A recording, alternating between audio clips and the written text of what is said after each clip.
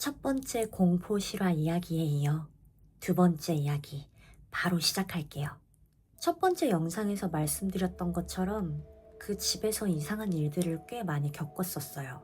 그 집으로 이사를 하기 전까지 가위에 단 한 번도 눌려본 적이 없었던 터라 계속되는 가위 눌림과 검은 그림자가 보인다거나 인기척이 느껴지는 일들이 잦아지면서 잠을 제대로 자지 못했고, 내신 올려야지, 예고 입시 준비해야지, 중요한 시기인데 수면이 부족한 상태가 되니까 스트레스가 과중되면서 더 예민해지더라고요. 그런 저를 보시던 저희 엄마가 내심 걱정이 되셨던 거죠. 당시 부모님 두 분이 다니셨던 교회에 엄마와 꽤 가깝게 지내시는 친한 교회 집사님이 계셨어요. 엄마가 그 집사님에게 기도 부탁을 하셨던 거예요. 우리 딸이 요즘 자꾸 가위에 눌리고 헛것이 보인다고 하더라. 기도 좀 부탁한다. 그로부터 얼마 후 엄마랑 집사님 댁에 놀러 갔다가 들었던 이야기인데, 오늘 그 이야기를 들려드리려고 합니다. 이야기에 앞서 오늘 들려드릴 이야기는 개인이 겪은 경험담일 뿐 종교에 대한 강요는 전혀 없다는 점 참고 부탁드립니다. 교회를 다니시는 분들, 다니셨던 분들은 아실 거예요. 금요철야 예배. 집사님이 금요철야 예배를 빠지지 않고 가셨다고 해요. 당시 교회는 아파트 단지의 꽤 작은 상가 건물 맨 꼭대기층에 있었다고 해요. 교회 공간에 대한 설명을 드릴게요. 4층 전체가 교회였고, 교회 출입문은 양쪽으로 열고 닫을 수 있는 철문. 철문을 열고 들어가면 바로 왼쪽에 작은 사무 공간이 있었고, 사무 공간을 지나자마자 유아 예배실. 갓난 아기부터 3살, 4살 아이들을 데리고 예배당에 오는 엄마들이 아이들을 데리고 예배를 드릴 수 있는 공간이에요. 유아 예배실을 지나면 바로 예배당이 보이는 구조였다고 해요. 철야 예배 특성상 예배가 끝난 이후 예배당에 남아 새벽까지 기도하시다 집에 돌아가시는 분들이 많았고, 나가실 분들을 위해 교회 철문을 미리 잠가둘 수는 없어서 철야 예배에 있는 날은 교인분들이 돌아가시면서 당직을 맡으셨다고 해요. 다시 집사님 시점으로 돌아가서 그날도 어김없이 집사님은 철야 예배가 끝난 후 기도를 하기 위해 예배당에 남으셨다고 해요.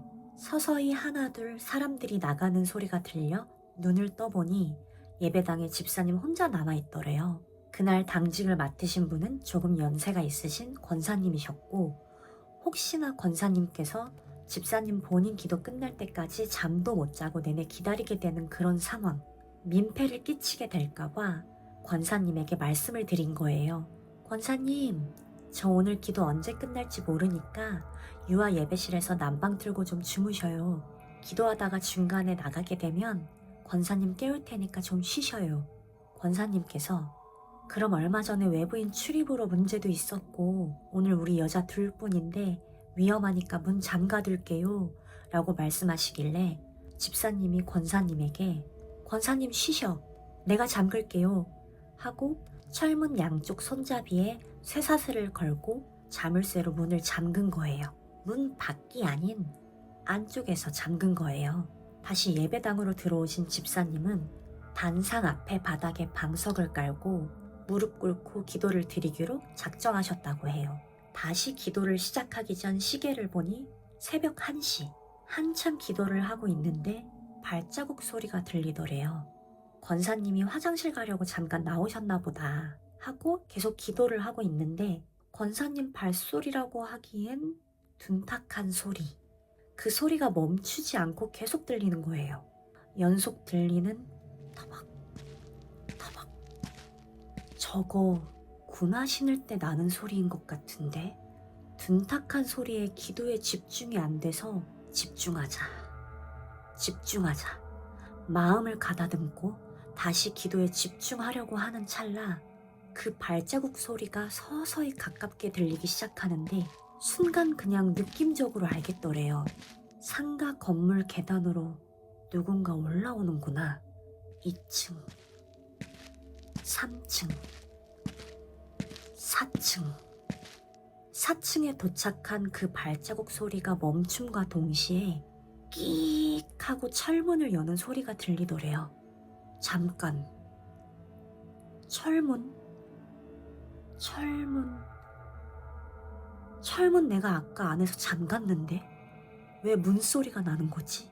당시 집사님이 저에게 말씀하시길 무릎 꿇고 엎드려 기도하던 상태에서 몸이 사시나무 떨듯 의지와 상관없이 몸이 떨렸고 누군지 확인을 하고 싶은데 해야 하는데 왠지 뒤돌아보면 안 될 것 같더래요. 그때부터 조금 전까지 하던 기도는 잊은 채 하나님 살려주세요. 살려주세요. 살려주세요. 발소리가 더 가까워졌고 그 무언가가 집사님 바로 뒤로 온 거예요. 뒤에 서 있다는 인기척이 느껴지더래요. 무릎 꿇고 엎드린 상태에서 실눈을 뜨고 양팔 사이로 서 있는 다리를 확인을 하는데 까만 군화, 종아리 중간까지 올라온 군화를 확인한 찰나 집사님의 목을 양손으로 감싸더니 목을 조르기 시작했고 얼마 지나지 않아 목을 조르던 손이 이 목을 잡은 상태에서 들어올리기 시작하더래요. 아주 천천히 무릎 꿇고 있던 이 다리가 공중으로 뜨는 게 느껴졌다고 하셨어요. 몸의 무게 때문에 목을 조르는 압박은 더욱 심해졌고 결국 숨이 멎어질 때쯤 이러다 죽는구나. 죽어도 기도하다 죽겠다는 마음으로 와중에 마음속으로 기도를 하셨다고 했어요. 그 순간 목을 조르던 힘이 풀어지는 느낌과 동시에 공중에 떠있던 몸이 바닥으로 툭 떨어지면서 쓰러지신 거예요. 어지럽고 숨쉬기가 힘들 정도로 몸을 가누는 것조차 버거운 정신없는 상태임에도 불구하고 또렷하게 들려오는 소리.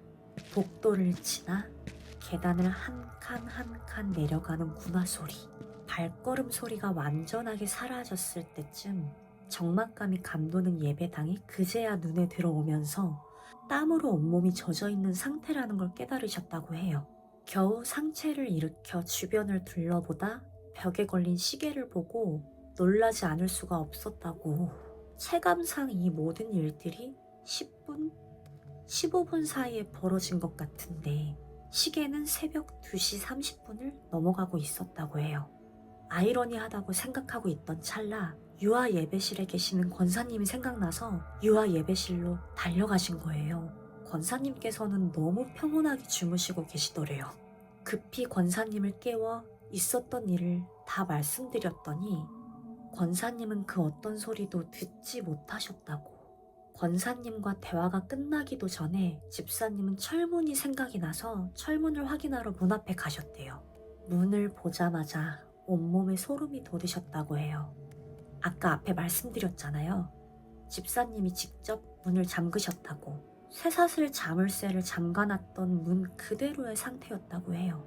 어느 누구도 들어왔다가 나갈 수가 없는 그런 상태. 그날은 더 이상 그 상태로 기도를 이어갈 수 없을 것 같다고 판단하셨던 집사님은 권사님을 모시고 얼른 예배당에서 나와 집으로 돌아가셨다고 했어요.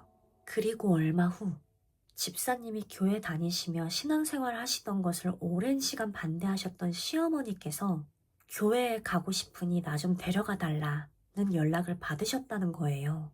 정체가 뭔지 알 수 없는 군화를 신은 그 무언가의 괴롭힘, 방해를 받던 그날 집사님이 어떤 기도를 드리셨는지 저에게 다 말씀해 주시지는 않았지만 이 경험을 말씀해 주시면서 너도 가위에 눌리고 자꾸 귀신 보이는 거 두려워하지 말고 용기를 갖고 기도해라. 나도 너를 위해 기도할 테니 분명 승리하게 될 것이라고 말씀해 주시면서 격려와 응원을 아끼지 않으셨어요.